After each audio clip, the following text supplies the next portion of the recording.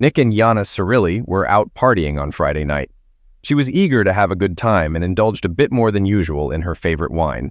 Lana, Yana's closest friend, and her husband Steve hosted the party and decided to kick things off with a game of truth or dare. They convinced 5 more couples to join, but some of the women were hesitant, especially because Lana could be a bit harsh. The game started calmly enough, with one woman making it clear she wouldn't do anything too wild, like showing her bosom. Others agreed to keep the questions reasonable, but as the game went on and the drinks kicked in, the questions became more daring. One woman suggested that any inappropriate questions could be ignored. Eventually, it was Lana's turn again, and she asked Yana, "Truth or dare?" Yana chose truth. "Who was your best lover?" Lana asked.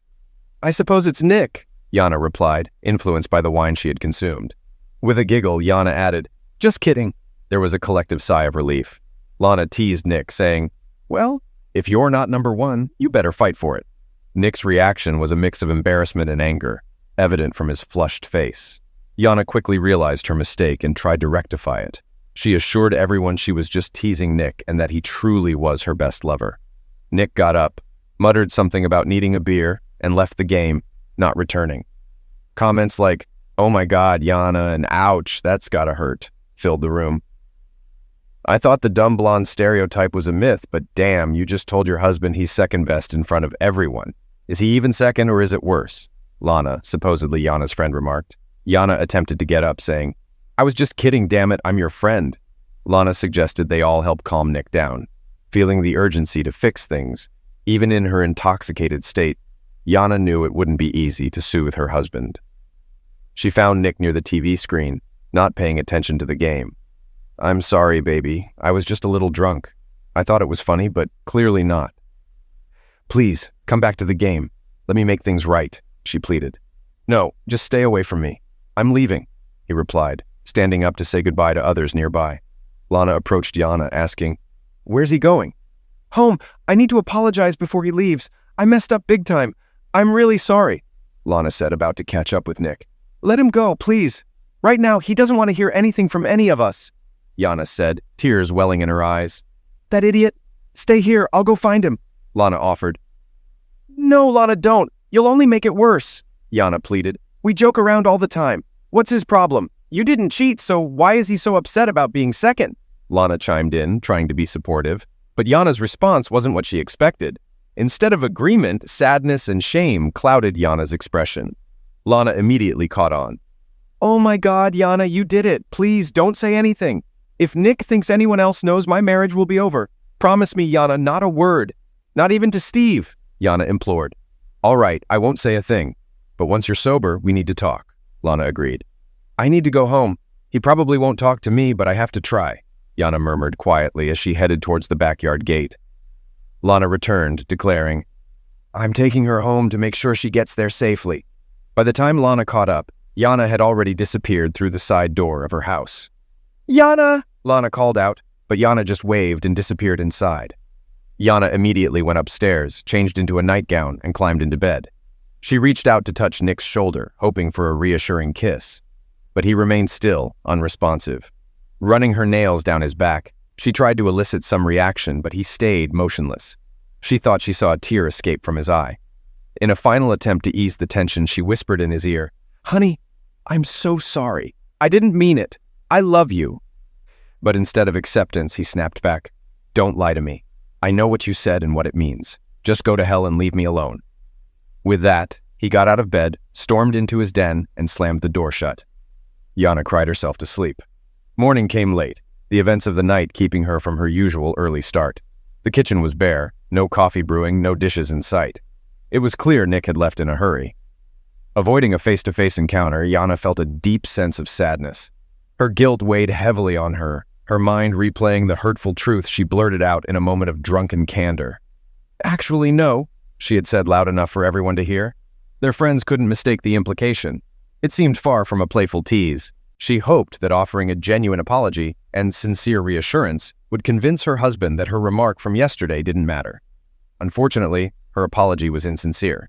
She was resolute in keeping this truth, as well as the reasons behind it, hidden from him and everyone else. Desperate to rectify her mistake, Yana decided to send her husband a message, expressing her regrets about the previous night. I'm so sorry about last night. With the kids on the way, I felt Lana's party was my last chance to unwind a bit. Admitting I went too far is an understatement. I was so out of it that I thought my behavior was amusing, maybe even playful. I believed I was teasing you, my dear hubby, as any wife would, but the look on your face made it clear I'd made a mistake. Lana chiming in with her own remarks is just her personality. She's unaware of our history and probably meant it in jest. You know she holds you in high regard. Please don't blame her, baby. That's not what I intended. You're the best to me in every way. Forgive me for acting foolishly under the influence, failing to realize how my misguided attempt at humor could hurt you, my beloved. I love you with all my heart. Please come home, or at least call me. I love you. With the coffee brewed, Yana sat at the table, holding her head in her hands. She repeatedly questioned aloud why she had said something so foolish. Her phone rang, briefly raising hope that it was Nick, but it turned out to be Lana. Yana initially ignored the call, but Lana called again shortly after, prompting Yana to answer. This conversation was inevitable. Yes, Lana, what's going on? Yana asked. Last night, you started to tell me something and then stopped. It's not like Nick to react that way over an innocent joke, Lana said. No, it's not what you think, Yana replied slowly.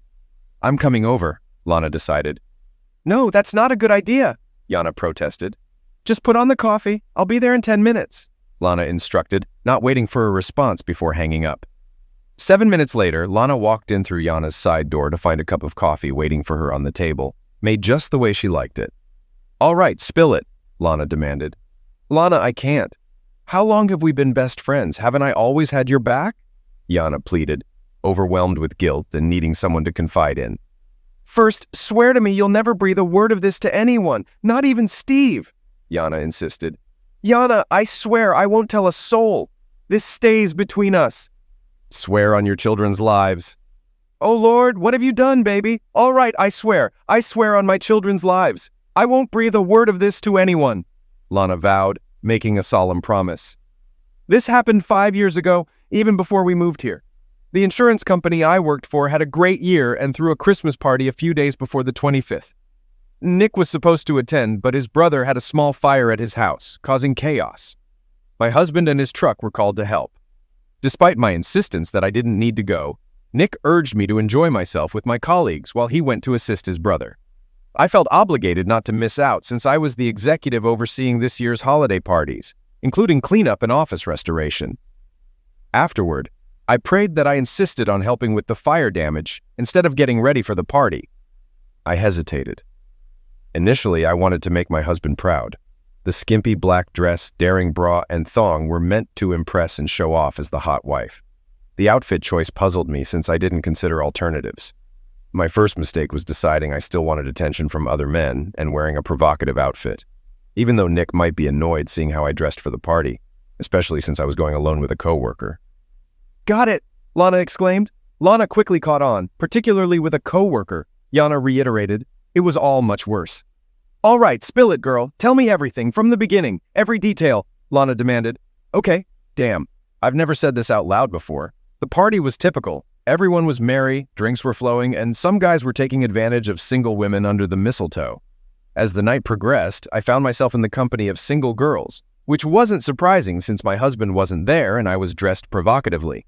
I realized what they were up to and should have put a stop to it, but I was already tipsy and relishing the attention. Two guys in particular, Mark and Jake, kept pushing me to loosen up. They often made suggestive remarks, and to my shame, I sometimes responded in kind.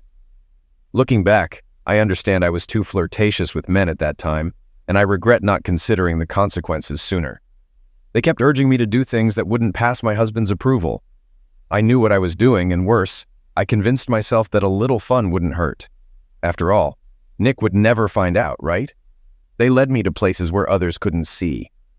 The liberties I permitted escalated as the kisses grew more intense, and over time, my morals eroded.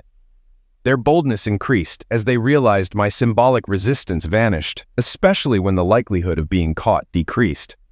Concealed from prying eyes, the men freely groped my body, and I encouraged them, fully aware of it, and worse, they knew it too. It was finally time to send everyone home.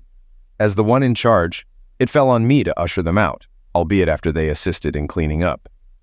With the place looking fairly restored, I switched off the lights and locked the main room before heading to my office to retrieve my belongings, purse, phone, and car keys. However, I hesitated for a moment, realizing I had likely crossed all permissible boundaries. Designated drivers were arranged for everyone except me since Nick was supposed to be mine. The only viable solution for the evening was to call a taxi. Upon opening the door to my office and reaching for the switch, Mark seized my hand, preventing me from turning on the bright overhead light that could signal someone was inside. "Let's continue," he said, kissing me on the lips. Initially startled, I began to reciprocate. At that moment, a pair of arms enveloped me from behind, cupping both my bosom, while a firm hardness pressed against my clothed backside. It was Jake. As he began to rub against me, Mark took my face in his hands and kissed me deeply. Clearly intoxicated, their caresses aroused me greatly, and unfortunately, thoughts of my husband were far from my mind. I was too lost and consumed to consider the betrayal. "Looks like some bad guys want to play," I muttered, stuttering slightly. "We were hoping you'd say that," Jake responded, reaching out to switch on the desk lamp for sufficient light without revealing our presence to the outside world. Mark then closed and locked the office door. I need to stress something here. Something I doubt anyone, even you, would believe. But I swear to God, it's the absolute truth. When I said I wanted to play, I didn't mean to have lovemaking with them. You're right about that. Convincing anyone, especially Nick, will be near impossible, I explained. Hell, the chances of anyone but me believing it are slim to none, Lana chimed in. I know, I'm fully aware of that, but I need you to believe me. I really, really need you to believe me. All right, baby. I believe you. I've seen firsthand how a little drinks can make someone rationalize things like caviar, Lana reassured. I just thought we'd keep kissing and fooling around while the door was locked. The only thing visible from outside is if the main light is on, so I figured I could have some gentle fun without any risk. I know how foolish it sounds now. Damn, I wish I could turn back time. Lana, I don't know if you've ever had two men try to seduce you, but the intensity of that feeling was overwhelming. Yana paused. Actually, since we're sharing confessions, I have something to add later, but please continue, Lana interjected. Okay, despite my resistance, Mark continued kissing me, and I was so absorbed in him that I forgot about Jake until I heard his zipper. My dress rode up, and Jake almost had my rear exposed. Meanwhile, Mark took advantage of the situation too. That was the moment it dawned on me that these two were going to have their way with me. Well, there was a lot of groping first, but then the clothes started coming off. Yours or theirs? Lana asked, intrigued by her friend's tale. Both, Yana continued. The sensation of two men undressing you while consumed by desire was beyond anything I'd imagined. I weakly protested, saying, No, I can't do this. No, I'm married. But within moments, all I had left was a thong and heels. Being pleasured by two men was the most erotic experience of my life, but what came next surpassed it. They didn't want to stop, and I was in ecstasy. How could anyone compete with such an experience? We were so caught up that it didn't take long until we all reached the peak. It was the best lovemaking I'd ever had. When the intensity waned, thoughts of Nick flooded in, and the magnitude of my betrayal hit me. I pleaded with them to keep our encounter a secret. It was a huge mistake, and I knew my marriage would crumble if the truth emerged. They both promised to stay silent, but I couldn't shake the fear of my betrayal being exposed. Lana sank heavily into a chair. Now it makes sense why you reacted that way yesterday. Did Nick ever find out? Lana inquired. Yana burst into tears before she could respond. If you need a break, it's okay, Lana offered. No, I need to get it out while I still can, Yana insisted and continued. I think they were both shaken by how upset I was, so they sincerely promised to keep my secret. That night I avoided Nick. It was well past midnight when he returned home from helping his brother. The following days were tense. Nick sensed something was amiss, but I denied it until the New Year's party. I wanted to move past it, but I had committed to supervising this year's holiday parties, and I couldn't give Nick any reason to question my reluctance to attend. Jake was conspicuously absent, perhaps out of fear that his wife might suspect something. However, good old Mark was present and heavily intoxicated as usual. With his reputation as a player, I still can't comprehend how I allowed him, of all people, to come near me. Throughout the evening, I attempted to avoid Mark, but as the night progressed and he grew increasingly intoxicated, he became uncomfortably familiar with me.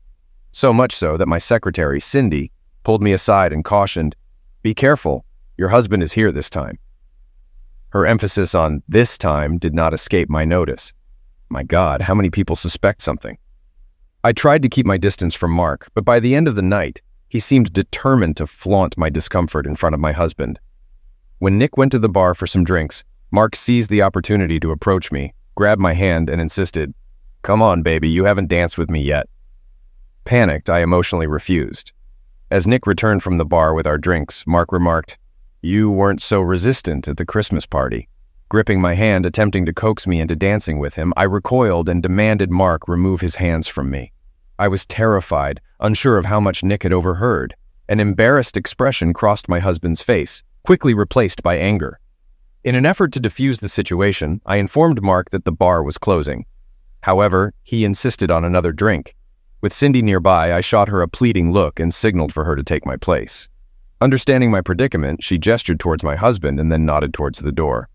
I managed to usher Nick out before any further trouble ensued. I assured my husband that Mark was simply intoxicated, and I was relieved that Nick didn't escalate the situation, as he easily could have. Back at home, Nick inquired, "What happened?" I attempted to dismiss it, blaming Mark's excessive drinking. However, Nick warned me that if Mark ever approached me again, he would take drastic measures. At breakfast, Nick was still mulling over the events of the previous night and questioned me about what had occurred. Cindy swiftly interjected, asking how she could have handled Mark better than me. Nick then pressed further, questioning why I had behaved strangely at the last party and if I felt guilty about something. He pieced it together, realizing that Mark being drunk couldn't explain his remarks. It was clear he didn't buy the excuse and pressed me once more, this time with greater intensity. "Well, what happened at the Christmas party?" Feeling dejected, I broke down and confessed that I had gotten drunk and engaged in inappropriate behavior, without delving into specifics. Then Nick looked me straight in the eye and asked, "Did you have lovemaking with him?" He saw it in my eyes and grasped it even before I answered. There was no point in denying it, so I admitted that I had consumed too much drinks and felt ashamed that I had allowed it to happen. He was furious, but he didn't press for details, and I refrained from elaborating. Nick left me that day and refused to speak to me. We remained apart for 3 months without any communication. It was agonizing for me until he agreed to start conversing with me again. I pleaded with him at every opportunity to take me back, even suggesting an open hall pass to even the score. Eventually, he agreed to counseling. After several months of therapy, I began to sense that Nick was seeking a path to repair our marriage. I was elated that he seemed willing to reconcile, and I was determined to do whatever it took to salvage our relationship. I anticipated that he would inquire for more details, and I was terrified of what revealing the whole truth would do to him. But to my relief, he refrained from asking those questions. I was overjoyed that I didn't have to choose between lying and revealing the truth. Although I realized that withholding the full story is essentially lying by omission. Ultimately, he agreed to reconcile, pledging to do everything possible to forgive me. However, there were conditions. Firstly, I had to sign a post-nuptial agreement stipulating that I would receive minimal assets in the event of another infidelity. Another condition was that I resign from my job and we relocate. Additionally, he surprised me by presenting his own hall passes. Although I had suggested it in my desperation for him to agree without probing further, I signed an agreement granting him a couple of hall passes. I believe he needed them more to rebuild his bruised ego than anything else, as I doubt he ever used them. So I agreed to everything, including moving away from our friends and family, all to win back my husband. Fortunately, he was able to secure a lateral transfer in his company, and my background in insurance facilitated my job search. That's when we moved here. I never had to confess the full truth about my betrayal to him, and I remained faithful from then on. I'm sure you understand why. I fear that if he knew everything, he would divorce me. That's why my mistake last night could potentially be disastrous. I must stick to the narrative that it was a tasteless joke, misunderstood only by him, and that he is unequivocally the best thing in my life. Yana paused, letting her narrative sink in. My goodness, did you have a bacchanalia? I fantasized about that. Tell me again, how was it? Lana asked eagerly, reveling in her friend's actions without grasping the peril it posed to the marriage. Damn it, Lana! I nearly lost my husband and I'm still at risk. Then after a significant pause, Yana confessed. It was the most thrilling carnal encounter of my life. She added solemnly, I can never let Nick discover the truth. Never. Okay, I understand why you'd say that. I also get that no man can compete with two. It beats my dirty story, Lana admitted. What did you do? Yana inquired. Okay, I need you to swear to me too. This stays between us. Steve would probably kick me out, Lana asserted, locking eyes with Yana. We have a pact. Nothing spoken here will ever be disclosed to anyone else. Yana reciprocated their mutual trust and then urged her friend to divulge. All right, it's your turn to spill everything, Lana initiated her narrative. Both of us. I've never vocalized this before either. We were planning a party with coworkers coming over for a swim and barbecue. That evening, Steve called me with an urgent issue regarding one of their major accounts. He personally managed this client and would be at least 3 hours late returning home. Ron, Steve's business partner, took it upon himself to step in for Steve and came over under the pretense of assisting me with preparations. He knew their key client had hired Steve and that Steve needed to personally attend to matters at this client's office, which was about an hour and 10 minutes away each way. My husband is astute in business dealings, but one thing he lacks is discerning when a friend is deceitful. Man, Ron's a womanizer. He went through a divorce due to infidelity. Being single allows him to pursue his targets without concern for repercussions from a spouse. He had his sights set on me for a while, and I was aware of it. I should have alerted Steve, but I was easily swayed by Ron's flattery. I enjoyed the attention and would reciprocate, sometimes shamelessly when Steve wasn't around. When Ron arrived to help, I was already in a bind. Instead of prepping our backyard, I spent the day lounging by the pool in a tiny bikini, awaiting Steve's return so I could start preparing for our party. I had a couple of margaritas and wasn't intoxicated, but I felt good. I should have gone inside and changed, but I didn't. Ron was clearly enjoying himself, and I relished in letting him watch. We began setting up the patio for our guests. Ron uncovered the grill and positioned it at the center of the patio for easy access. He checked the propane tank's gas levels and briefly lit the grill to ensure it was operational. Then we rearranged some chairs and tables, brought out the beer cooler, stocked the bar, and set up umbrellas. Our guests offered to bring additional holiday appetizers and sides. Once we finished, Ron made us margaritas and suggested we omit mentioning his assistance in preparing for Steve's meeting. We returned to the pool, and Ron commented on how he had worked up a sweat and how inviting the pool looked. Noticing he hadn't brought swim trunks, I teased that he could go without them, promising not to peek. Instead of continuing the playful banter, he began undressing. When he was down to just his boxers, he approached me and suggested we swim together, urging me to remove my swimsuit. I should have fled, but my intoxicated and reckless side prevailed. They stripped me undressed, and I impulsively dove into the pool. Ron joined me swiftly, holding me close. We were both unclothed, and I knew I'd let him have coition with me. I surrendered to him, exploring each other's bodies with caresses. It was incredibly wrong, yet undeniably pleasurable. Then Ron began touching me in a way Steve never had, sending me into a frenzy and granting me one of the most intense climaxes I'd ever experienced. The thrill of something new, so wicked and forbidden, transported me to ecstasy. After I calmed down, Ron suggested it was my turn to reciprocate and assist him in a quick finish. I complied, and we had a few more drinks. He insisted we not waste time and initiated a third round, possessing me fiercely. I was certain I'd be left with bruises. As he reached his climax, I begged him to stop, and he approached me with a growl.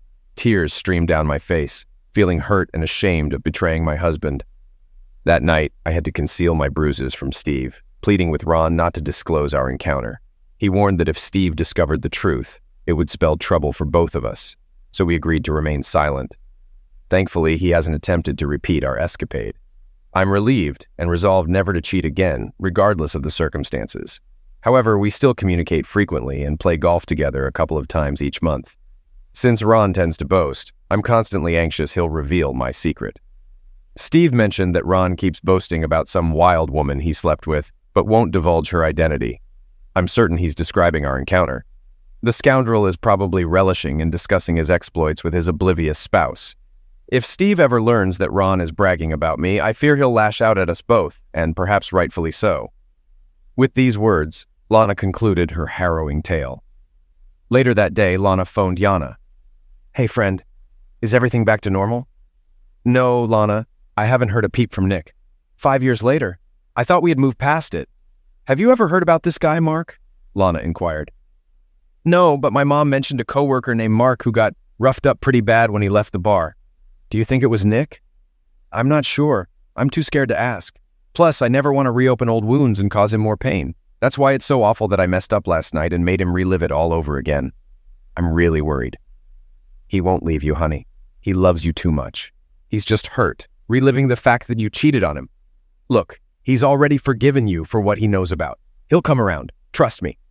I don't know. I'm terrified, Lana. We were planning to have kids. I had my last drink at your party, and then we were going to start trying to conceive. Now I'm not so sure. Are you still planning to get pregnant? That's fantastic, Lana responded enthusiastically. I stopped taking the pills 3 days ago, but now maybe he's relieved we don't have a child. Who would want to complicate a divorce? Yana replied, tears streaming down her face. Listen, he's probably just passed out drunk in his motel room and we'll sleep it off. Don't worry, you'll soon be filled with little swimmers. Hey, my grizzly bear is calling. I gotta go. Hang in there. I'll call you tomorrow, okay? Take care of Steve. We'll talk tomorrow. Bye. Both women drifted off to sleep. Yana spent a long, lonely night waiting on the sofa for her husband, who never returned. At 3 o'clock in the morning, exhaustion finally overcame her, and she fell asleep. Nick rose early on Saturday, packed enough to stay away from home for several days. Unwilling to face his wife, he headed to a diner for breakfast. As he sipped his coffee, he replayed the events of the previous evening in his mind. He seethed. That damn woman. So I'm not her best lover. I guess that idiot Mark really knocked her socks off. Damn woman. He glanced at his phone and powered it off. Let him figure out where I went, he mused. Nick poked at his ham and eggs, pondering his next move. A short-term question arose. What to do for the rest of the day? Then came the inevitable long-term one. Would he ever return home? Or should he divorce this woman? Divorce? Lord, is this what it's come to? It doesn't sit right. But making a decision now, when I'm furious, might not be wise. Perhaps I should go back and confront that damn idiot again. No, I was lucky not to get caught last time. I need to think. Maybe hitting the golf course would clear my head. That's it. Everything I need is there already. Maybe there I can figure out what to do about my damn disrespectful wife. He joined another couple, having his own cart, which gave him more time to contemplate since he didn't feel like chatting with his cart companion.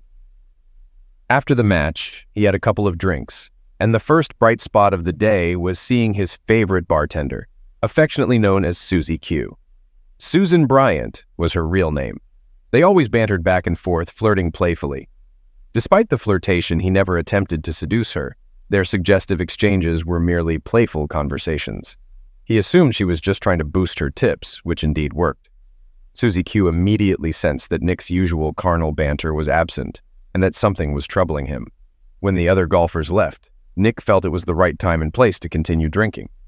Noticing that it wasn't busy, Susie Q approached him. "What's wrong, honey? I miss your usual charm," she started. "Ah, the usual drama at home," he replied. "Come on, darling, you always say that.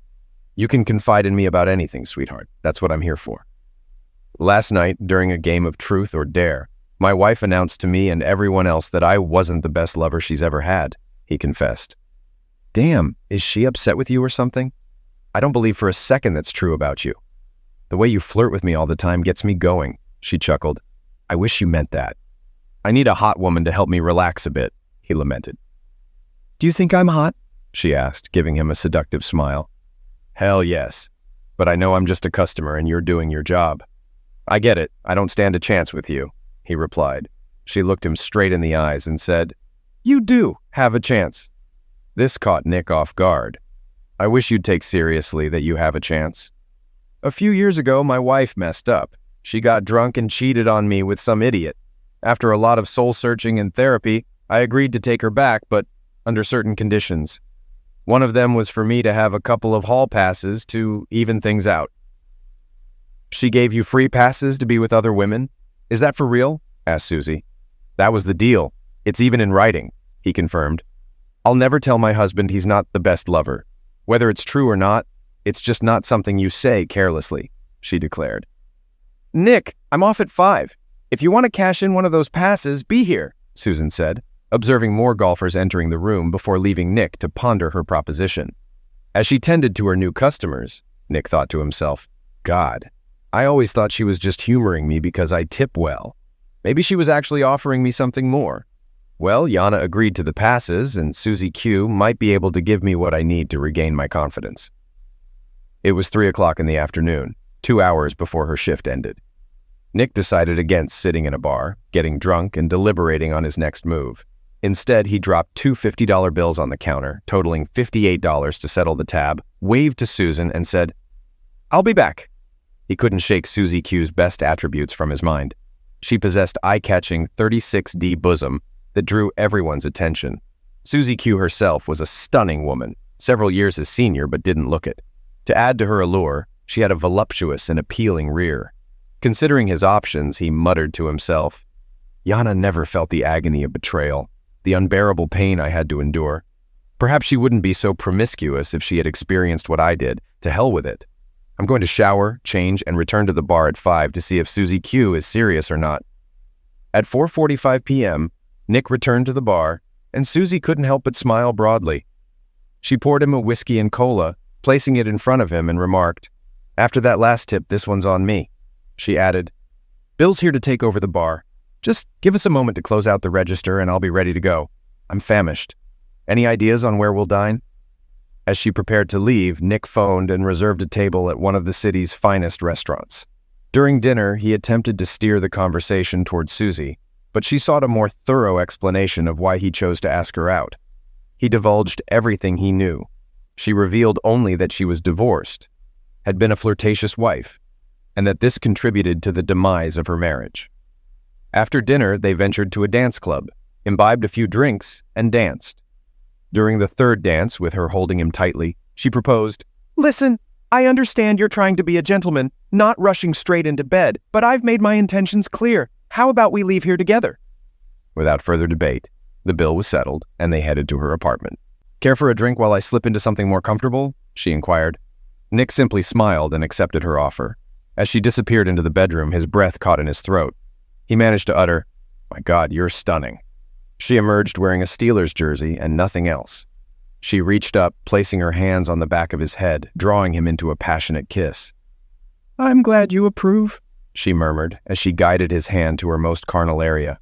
Susie led him toward the bed, kissing him fervently and disrobing him along the way. "Would you consider staying the night? We'll need some extra time, as I hope you'll explore every carnal possibility," she purred seductively, reclining on the bed. They passionately caressed and stimulated each other. He had never encountered a woman who derived such pleasure from pleasuring a man. They reached climax simultaneously. "Did you enjoy yourself?" she inquired. "It was incredible. Truly amazing," he replied, struggling to find the right words to encapsulate the experience. "I'm thrilled you had a good time, but the same rule applies to guys." He appeared embarrassed, so she added, "Promise me never tell your woman she's not the best." Understanding dawned on him, and he chuckled. "Got it. Lie down, I'll grab us some glasses. We'll regroup, then I'll sort you out again," she instructed. Her flawless bare backside swayed enticingly as she returned to the kitchen. Nick couldn't help but be mesmerized by her seductive movements. After allowing him time to recover, Susie began gently massaging his entire body. This round lasted a bit longer, which suited them both just fine. They reached their climax once more. "Did you ever imagine we'd end up here?" she inquired. "No, never." "Well, maybe I fantasized about it a couple of times while Jana and I were carnal, but it felt a bit awkward. Usually, after a day on the field and some playful banter, I'd be in the shower at home thinking about this," he confessed, nodding toward her impressive bosom. Susie giggled, then added, "I never thought it'd actually happen either. I fantasized too, imagining how you'd make me feel in reality. It's so much better, isn't it?" "Yes, much better. Please stay with me today. I know this is probably a one-time thing, so let's make it special. It's been a while since I woke up next to a man," she requested. Nick nodded and Susie Q grinned. After recharging sufficiently, she said, "I hope you're ready for the final round." No further encouragement was needed. The next morning, Nick awoke to the aroma of bacon. Susie Q had already prepared coffee and breakfast as he strolled into the kitchen, fully dressed. "Is all this necessary?" he questioned. "It's okay.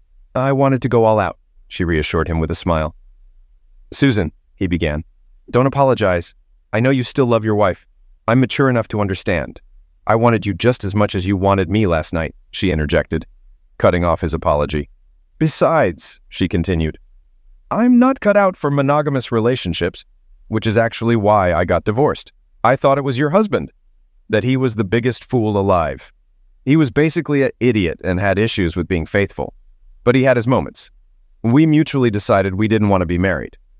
"But that's not your style, is it?" she asserted more than asked. No, it's not. Look, I need to head home and have a serious talk with my wife. I'm fine, really. I thoroughly enjoyed last night, he assured her. Finish the breakfast I made for you. From now on, we'll just be naughty friends again, teasing each other at the club, Susan declared. After finishing his meal, Nick stood up, pulled her close, and kissed her passionately, reigniting her arousal. I'm off, he said as he headed toward the door. If you ever need another hall pass, cash it in with me, she added. You'll be my first choice, he replied, with a wave goodbye. Sunday morning, Yana, feeling sleepy and deprived of sleep, was awakened by Lana's call. Hey there, any word from Nick? No, Yana, sorry. We haven't heard anything either. Steve's starting to ask questions. He thinks Nick's reaction was too intense for just some teasing. You didn't mention it, did you? Please tell me you didn't, Yana pleaded. No, I promised. Don't worry, I won't breathe a word. It's probably just a hangover. Try not to stress too much, Lana reassured her. Easier said than done. Did he pack clothes or a shaving kit? He grabbed some stuff, toothbrush, razor, Yana replied. What about his suits? He usually wears them to work, right? I think they're all in the closet, Yana said. He's got work tomorrow, right? He'll be back today, I'm sure. When he does, shower him with love, Lana advised. But what if he doesn't return or says it's over? Yana let her worst fears surface. That doesn't make sense. He's not going to end things now after forgiving you. He'll cool off and come home. You might have to swallow some pride, but do what it takes, Lana encouraged. I just want him back so I can show him how much I love him. I think he's pulling in. Gotta go, Yana said, ending the call. When Nick arrived, Yana was already seated at the kitchen table. We need to talk, he said, causing Yana to gasp, half expecting him to end things. You tore my heart out. All those awful images of you with that guy came flooding back. To hear I wasn't your best lover. It felt like your date was more than just a joke, he started. Yana seized the moment, repeating most of what she'd said in her Saturday morning message, hoping to sway him back home. Baby, that's not what I meant. I was drunk, thought I was joking, playing a prank. I wasn't thinking about the past. I was just teasing, like any wife would. Nobody thought I was serious. Even Lana's comment was just in jest. She's been calling, apologizing, feeling awful, blaming herself for our problems, she explained. I don't know, it felt like more than just a joke. And I don't want Lana dragged into this. This is between us. Please tell me you didn't tell her anything else, Nick pressed, fearing Yana might spill the beans. No, baby, I didn't. Just between us, she assured, adding another layer to the lie. I swear, that's not what I meant. You're everything to me. Let me make it right, Yana pleaded. Okay, let's say I believe you. But there's something else. On Saturday, I went to the club. When those memories came back, I was furious. I started to resent you for what happened. Even after 5 years, it still hurts, Nick confessed, leaving Yana frozen, uncertain of what came next. Afterward, I lingered at the bar, hoping to drown my sorrows. The guys I was with finished their drinks and left. Susie, the bartender, noticed my downcast mood. Since we'd always been friendly, she came over and asked what was wrong. I was already quite drunk, so I spilled about last night and how you didn't think I was the best. Susie offered if I wanted to cash in one of my passes, she'd be off at 5. I went back to the course, playing a few more holes, trying to figure out if I wanted to use her to get back at you. I was also considering a divorce. When Nick mentioned divorce, Yana took a deep breath. Not wanting to delay, he continued, I realized ending us wasn't exactly what I wanted, but I needed to alleviate the pain you caused. It may seem petty, but I wanted you to feel the same hurt. Just before the end of the workday, I returned to the bar. Susie understood without a word. Yana was speechless. The gravity of her husband's confession sank in, tears streaming down her cheeks as he went on. We quickly made plans for the evening, including dinner and dancing. Then I spent the night with her. Nick felt ashamed. The free pass he used wasn't free at all. He wanted Yana to suffer, and he succeeded. But the emotional toll on both of them was high. Oh my God, Yana exclaimed, rushing to the bedroom and locking the door. Nick believed trying to talk with her now would be fruitless, so he went to the utility room for his work clothes. After changing, he went outside, started the lawnmower, and began working on the lawn, wanting to prolong his time away. He also mowed their elderly neighbor's yard, a task he often did. While washing his truck, he noticed her car was gone. He figured she must have left while he was mowing the neighbor's grass. Soon after, Yana returned, parked the car, and emerged with a small bag. Spotting her husband, she didn't approach him, but headed inside instead. He assumed she might have dashed off to the store after completing her tasks. It was 5 p.m, and Nick finally conceded that he had run out of excuses to delay going back inside. Yana was in the kitchen, seemingly preparing dinner, her eyes betraying hours of tears. "Did you go to the store? I saw you with the bag," Nick inquired. "No, just some things from the pharmacy that I left in the car yesterday while I was out searching for you." "Where were you? It doesn't matter." "It doesn't matter," he persisted. "I went to your golf club. I wanted to talk to her." "Susan? Why?" "I asked her not to take you away from me," Yana confessed. "Yana, that's not going to happen," Susan reassured her. Then she confessed she wasn't keen on being exclusive herself. She also mentioned she was certain you were in love with me. "I love you," Nick affirmed. "That's not the issue," he added. She also asked if I truly said you weren't my best ever in front of our friends. When I nodded, she questioned whether I was in my right mind to say something like that or just being foolish. I told her I meant it as a joke. She said there's nothing funny about that, especially in front of friends. Damn! Are you ready for her advice? When I said yes, she shared a couple of insights. "What were they?" Nick inquired. "I can't disclose it. It's a secret pact among women," Yana replied, a smile finally breaking across her face. After the truth or dare fiasco, Susan shared that a woman should always uplift a man's ego, particularly in public. "Tell him and others, too, that he's the strongest, the most handsome, the smartest, and tops the list. The best lover in the world. Just like you love to hear that you're the smartest, most beautiful, hottest, most loving wife there is. It doesn't have to be entirely true. It's his belief that you see him that way that matters. He wants to be your hero. Let him. Yes, and one more thing. Look at him with adoration in your eyes. I'm just saying, don't let him know our secret, or it will only make things worse." "Baby, I'm at a loss for words," Nick began, attempting to steer the conversation back to civility before anything else was said. "Answer me. Do you still want to stay married? I love you and I'm certain I want us to remain together. But Friday shattered me nearly as much as it did 5 years ago. My ego needed a boost, and fueled by drinks on Saturday, my wounded pride led me to exploit the promise you made when we agreed to stay married.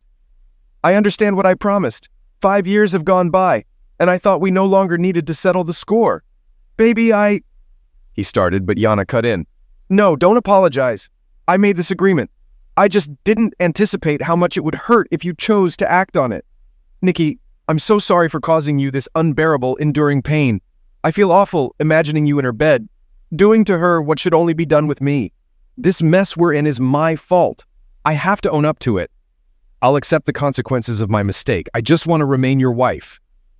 Instead of a verbal response, Nick opened his arms and Yana rushed into them, embracing him desperately. "Nikki, are we okay now?"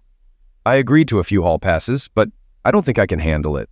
If you're going to continue with this bartender, only you know the answer for sure. Since I never asked for details about when it happened, I was too devastated to ask at the time. Even during our counseling sessions, I didn't inquire if there was more. I suppose I didn't want to know if it was worse than what I already knew, the thing I was going to divorce you over. I wanted your actions to be a forgivable mistake. Was there more to it than I already know?" Yana gasped, struggling to maintain composure and avoid breaking down. She mentally weighed each possible answer and its potential consequences. "What? Is there more? What haven't you told me?" Nick asked, his tone irritated yet tinged with fear. "The moment of truth has arrived." Yana confessed to her drinks-induced, lust-driven bacchanalia, which provided her with the most fulfilling carnal experience of her life, that she cheated with 2 men, not just one. She was certain that revealing this fact would likely lead to losing her husband, or she must summon every ounce of strength, look him squarely in the eye, and lie convincingly. Yana had been pondering how to answer this direct question for 5 years. She reasoned that disclosing everything would inflict even greater pain on Nick, and likely end their marriage. Neither option was acceptable to her. She concluded that this would be her burden to bear, a sacrifice she must make to salvage her marriage and shield it from unnecessary agony. Though initially taken aback, her response came promptly and didn't seem fabricated. He had no clue she'd been preparing for this moment for so long. She lied as if her life depended on it. "No, my love. I gave that idiot access to my body once. Let's call it even. We both need to let this go or it will destroy our marriage. If you can truly forgive me and let go of my past mistake, I won't breathe a word about your encounter with Susan. I need this to be over. Do we understand each other? She pleaded with her eyes. Yes, I need it to end too. What we did to each other caused immense pain. I agree that if we keep dwelling on it, we won't survive. I don't need passes anymore, he said. I love you, he continued.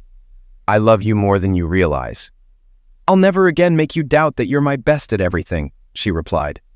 Both of them set aside the events of the previous weekend and those from 5 years ago. There will never again be a reason to dredge up a malignant past. In the days following their reconciliation, best friends Yana and Lana continued to confide in each other. They both agreed they needed to bury the truth of the past for their marriages to thrive. They pledged to never speak of their past indiscretions or their consequences again. An unexpected outcome of Yana and Nick's conflict was that Lana woke up to the dangerous path she was on, and it scared her. She intentionally changed her interactions with other men. Steve noticed the change in Lana's behavior and questioned her about it.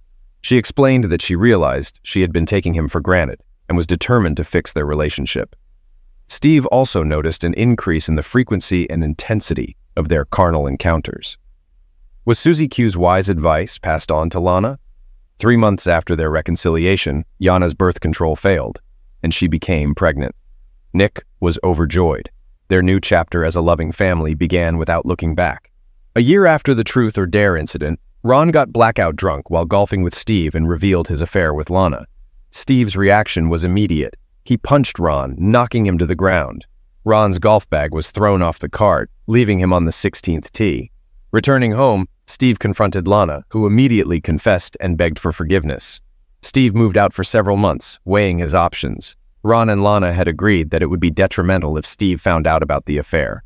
Ron accepted a settlement from Steve, regretting his actions. Lana's ordeal scared Yana, but Lana managed to survive the divorce and start anew as a single mother. Years later, Lana met a man she had previously encountered at a work convention. They started dating, got married, and relocated to his home state. The once close friendship between Yana and Lana suffered due to deceit, now reduced to occasional Christmas cards and random phone calls. Only 4 people knew the truth about Yana's indiscretion. The only one who could threaten Nick and Yana's marriage was Yana herself, and she vowed never to do so.